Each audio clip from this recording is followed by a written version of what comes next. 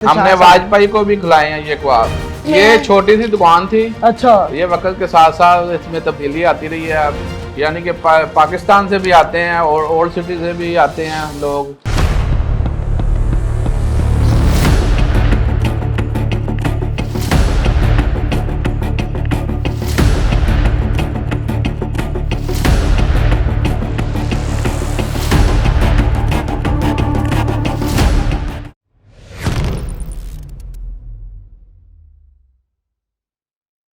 अस्सलाम वालेकुम पाकिस्तान। मैं हूं आपका मेजबान ज़ैन आसी और आप देख रहे हैं पीओवी पाकिस्तान। मैं इस वक्त ओल्ड लाहौर में मौजूद हूं, जिसे वॉल सिटी कहा जाता है।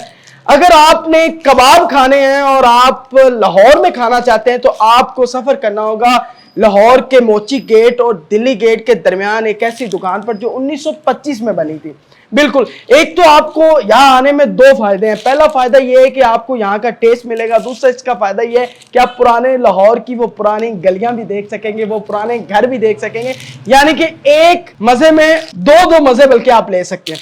तो ये मेरे पास जो कबाब है, इस कबाब को कहते हैं साईं कबाब। अब ये साईं कबाब क्यों है, क्यों इसको खाने के बाद बंदा झूमने लग पड़ता है या ये कबाब झूमते हैं, ये हम जानेंगे। हमारे साथ मार साहब मौजूद है। मार साहब, साईं कबाब ये नाम कैसे और 1925 में ये नाम कैसे है कि एक की हुंदा है बंदा खा के घूमता है?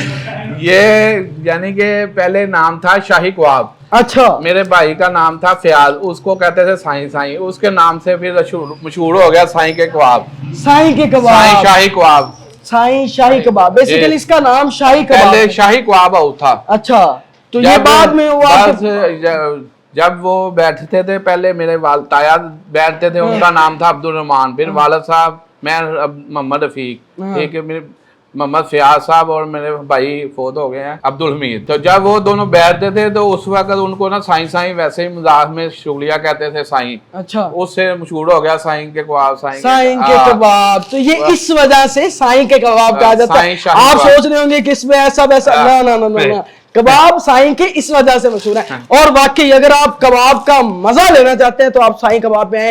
ये बताएं मेरे नाजरीन को, ये किस जगह पे है, क्योंकि मैं तो बता चुका हूँ कि मोची और दिल्ली गेट। मोची गेट आएंगे तो आप अंदर आ जाएं, तो थोड़ा अंदर आएंगे तो आपको बाजार लालखू में साईं शाही कबाब, किसी से पूछ लें आपको पता चल जाएगा। एक ही दुकान है सबसे पुरानी। ये कब बनी थी जी? ये 1925 से बनी। 1925 में, तब ये इस तरह ही हालत में? ये छोटी सी दुकान थी। अच्छा, ये वक्त के साथ साथ इसमें तब्दीली आती रही है। गलियां वैसी थी, वैसे गलियां मोहल्ले छोटे छोटे अब तब भी ऐसे ही थे। तो सिर्फ दुकान में तब्दीली आई, इनके रिज़्क में इजाफा हुआ। इन्होंने जनाब एक दुकान के साथ एक और दुकान साथ मिलाई और दो दुकानें। और ये बता दें कि ये जो कबाब कहाँ से लोग आते हैं आपसे खाने के लिए? ये बहुत यानी कि पाकिस्तान से भी आते हैं और ओल्ड सिटी से भी आते हैं लोग। वो जो डेलीगेशंस आते हैं वो भी यहाँ भी आते हैं, जो आके तो वो आपका यानी कि आपके इस साईं कबाब को पाकिस्तान और पाकिस्तान से बाहर लोग भी जानते हैं कि मोची गेट में अगर जाना है तो हमने वाजपेयी को भी खिलाए हैं ये कबाब। शाही किले में वो